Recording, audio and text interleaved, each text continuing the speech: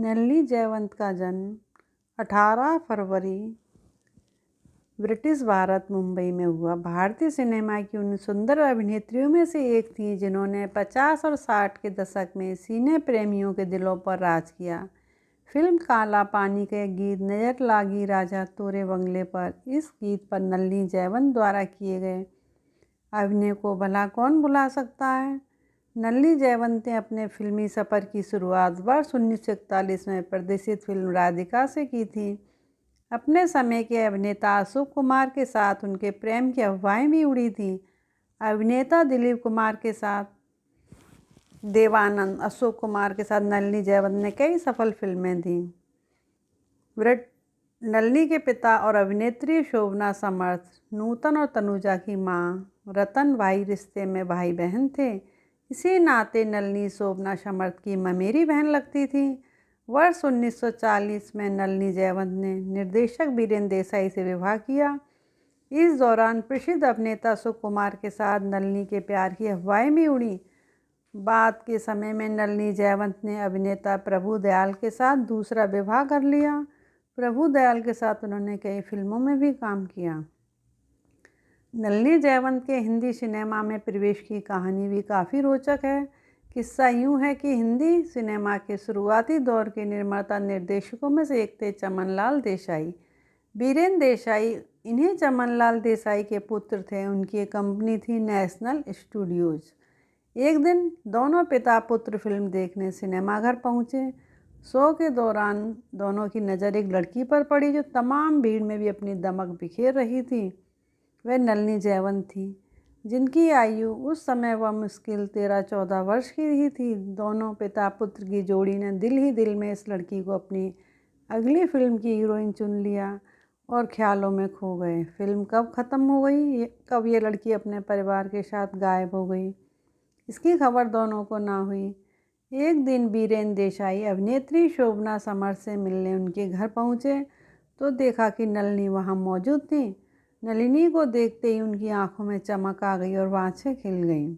असल में शोभना समर्थ, जिन्हें बाद में अभिनेत्री नूतन और तनुजा की मां और काजोल की नानी के रूप में जाना जाता है, नलिनी जयवंत के मामा की बेटी थी। इस बार बीरेन देसाई ने बिना देर किए नलिनी के सामने फिल्म का प्रस्ताव रख दिया। नलिनी के लिए ये तो मनमांगी मुराद पूरी होने जैसा था। डर था तो सिर्फ पिता का, जो फिल्मों के सख्त विरोधी थे, लेकिन बीरेन देसाई ने उन्हें मना दिया। इस मनाने के पीछे कारण था पैसा। उस समय जयवंत परिवार की आर्थिक स्थिति कुछ ठीक नहीं थी। रहने के लिए उन्हें अपने एक रिश्तेदार के छोटे से मकान में आश्रय मिला हुआ था। इस प्रकार नलिनी जयवंत की पहली फिल्म थी राधिका, जो 1941 में प्रदर्शित हुई। बीरेन देसाई के निर्देशन में बनी इस फिल्म के अन्य कलाकार थे हरीश, ज्योति, कन्हैयालाल, हुंडो आडवाणी आदि। फिल्म में संगीत अशोक घोष का था। इस फिल्म के 10 में से 7 गीतों में नलिनी जयवंत की आवाज़ थी। फिल्म राधिका के बाद इसी वर्ष महबूब खान के निर्देशन में एक फिल्म रिलीज हुई, बहन। इस फिल्म में नलिनी के साथ प्रमुख भूमिका में थे शेख मुख्तार, साथ में थी नन्ही सी मीना कुमारी, जो बेबी मीना के नाम से इस फिल्म में एक बाल कलाकार थी। इस फिल्म में संगीतकार अनिल विश्वास ने नलिनी जयवंत से 4 गीत गवाए थे। इन 4 गीतों में से वजाहत मिर्जा का लिखा हुआ गीत था नहीं खाते हैं भैया मेरे पान, जो बहुत लोकप्रिय हुआ।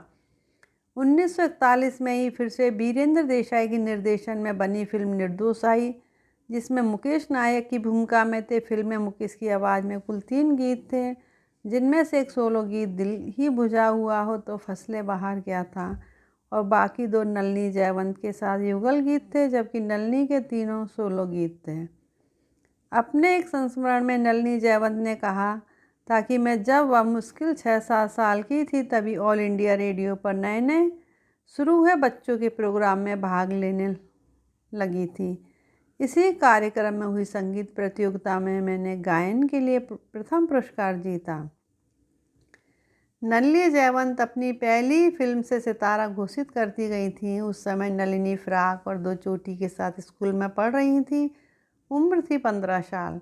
फिल्म आँख में चोली 1942 की सफलता ने उन्हें आसमान पर बिठा दिया। नलिनी की 2 फिल्मों में सफलता तो मिल गई, लेकिन उसी के साथ नलिनी पर फिदा वीरेंद्र देसाई को उनसे प्यार भी हो गया, शादी भी हो गई। इस मामले को उस दौर के लेखक ने इस तरह बयान किया है, जब ये हंसती है तो मालूम होता कि जंगल की ताजगी में जान पड़ गई हो। नौ शगुफ्ता कलियां फूल बनकर रुखसारों की सूरत में तब्दील हो गई हैं। नलिनी जयवंत ने आँख में चोली खेलते खेलते मिस्टर वीरेंद्र देसाई से दिल में चोली खेलना शुरू कर दिया और वह खेल अब बाकायदा शादी की कंपनी से फिल्माया जाकर ज़िंदगी के पर्दे पर दिखलाया जा रहा है। लेकिन नलिनी जयवंत का ये वैवाहिक जीवन अधिक दिनों तक नहीं चल सका और वीरेंद्र देसाई से उनका तलाक हो गया। नलिनी ने दूसरा विवाह अपने एक साथी कलाकार प्रभु दयाल से किया। 1950 के दशक में नलिनी जयवंत ने एक बार फिर धमाके के साथ अशोक कुमार के साथ फिल्म समाधि और संग्राम से नई ऊंचाइयां हासिल की।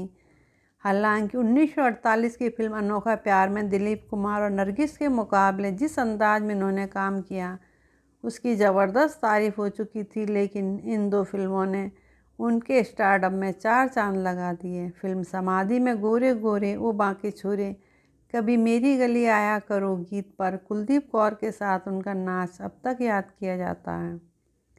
अशोक कुमार के साथ नलिनी जयवंत की जोड़ी कामयाब तो हुई, वहीं दोनों के रोमांस की चर्चा भी शुरू हो गई।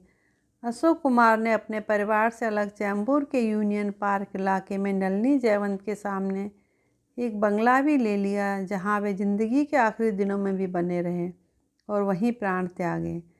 इस जोड़ी ने 1952 में काफिला, नौबहार और सलोनी, फिर 1957 में मिस्टर एक्स और शेरू जैसी फिल्में की। दिलीप कुमार के साथ नलिनी जयवंत को सबसे बड़ी अदाकारा का दर्जा दिया, उन्होंने अनोखा प्यार के अलावा शिकस्त और देवानंद के साथ राही, मुनिमजी और काला पानी जैसी कामयाब फिल्में दी। फिल्म काला पानी में किशोरी बाई वाली भूमिका के लिए तो नलिनी जयवंत को सर्वश्रेष्ठ अभिनेत्री का पुरस्कार भी मिला। निर्देशक रमेश सहगल की दो फिल्मों में शिकस्त और रेलवे प्लेटफार्म की भूमिकाओं के लिए भी नलिनी जयवंत को याद किया जाता है। काला पानी के बाद उन्होंने फिल्मों में काम लगभग बंद कर दिया। दो फिल्में बॉम्बे रेसकोर्स और नास्तिक इसका अपवाद हैं। दोनों फिल्में भी रिश्तों के दबाव में की थी। नास्तिक में उन्होंने अमिताभ बच्चन की मां की भूमिका निभाई थी। नलिनी जयवंत कभी कभी घर की ज़रूरतों की चीज़ें खरीदने बाजार जाती थीं। अशोक कुमार से भी एक अरसे तक जीवंत संपर्क बना रहा, लेकिन बाद में कुछ ऐसा हुआ जिसके बारे में किसी को खबर नहीं। नलिनी जयवंत ने खुद को घर में ही कैद कर लिया, घर के सामने ही अशोक कुमार तक से आखिर में मिलना छोड़ दिया। 20 दिसंबर 2010 को नलिनी जयवंत का देहांत हो गया। मोहल्ले के लोगों को उनके देहांत की खबर तब हुई जब एक चौकीदार ने एक व्यक्ति को उस घर से शव को गाड़ी से ले जाते देखा। बाद में संदीप जयवंत नामक व्यक्ति का बयान आया कि वह नलिनी जी का भतीजा और उसने नलिनी जी की इच्छा के अनुसार चुपचाप उनका दाह संस्कार कर दिया। आपको ये जानकारी कैसे लगी? कृपया लाइक करें, शेयर करें, सब्सक्राइब करें। धन्यवाद।